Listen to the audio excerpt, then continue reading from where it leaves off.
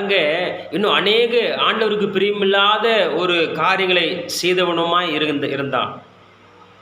அந்த அநீதி உள்ள நியாயாதிபதி இந்த பெண்மணியிடம் ஏதாகிலும் கிடைக்கும், பொருள் ஏதாச்சும் பணம் ஏதாச்சும் கிடைக்கும் அப்படின்னு சொல்லி எதிர்பார்த்திருந்தான்.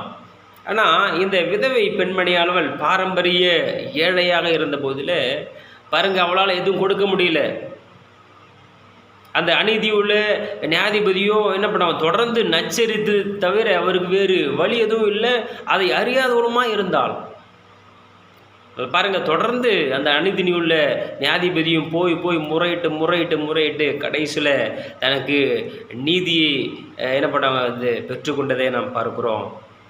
எனக்கு அன்பான கர்த்தருடைய பிள்ளைகளே, இந்த உவமை ஆண்டவர் நமக்கு எதுக்கு சொல்றாருன்னா, இன்னைக்கு நம்முடைய வாழ்க்கையில ஜெபத்திற்கு ஒப்பிட்டு சொல்றாரு.